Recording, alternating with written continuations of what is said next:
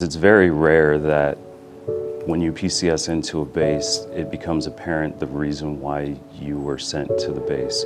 And I have been very fortunate for the first time in my career to know why exactly I was sent to Tyndall.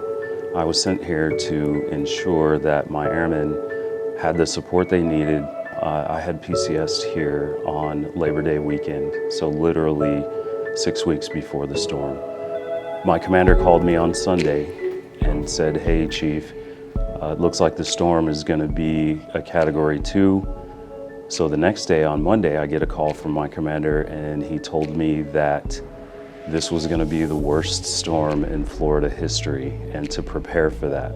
I came into the unit and we went over our HERCON checklists, which included putting trash bags over people's personal belongings that were in their office, as well as their computers, unplugging their computers, covering up their monitors with trash bags, and preparing different communication elements for the EOC. The day of the storm, I put my uniform on and I went to Keesler and made some connections with the mission support group there to make sure that all the people who were evacuating from here to there had some sort of support that they needed. And then I got on the road and I came straight here. Driving back was fine until I crossed over the Hathaway Bridge into Panama City from Panama City Beach. It was night and day, the difference between Panama City Beach and Panama City. As soon as I crossed the bridge, buildings were destroyed, trees were snapped in half. It was chaotic, and I found myself not knowing where I was.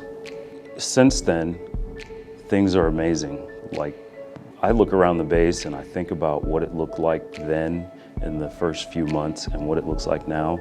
We still have visitors who come in and they're just taken back by the condition of the base or their perception of the condition of the base. But when we look at it, we're like, oh, this is like 95% better than what it was in the beginning. And that's, again, a testament to the men and women of Team Tyndall that have come together to make things better. The opportunity to build an installation of the future is pretty amazing, but it's also a very large responsibility. One thing I tell my airmen is we have to make sure we take this as serious as possible, because airmen who are not even born yet will be affected by the decisions that we're making now as we move into the future and make this base the premier installation in the Air Force. That's amazing. It's amazing, and it's a great thing to be part of. There's two types of airmen that I have in my squadron. Airmen who chose to stay here, who had the opportunity to take a humanitarian assignment and go somewhere else, but they decided, nope, I want to help rebuild this place. And they did that. The other airmen I have in my squadron are the people who physically had to click a button to come here.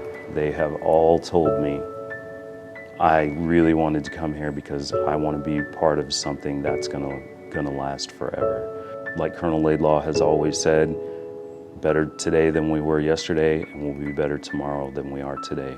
And that is true. And that's what I tell people when they ask me about the base when I'm out and about.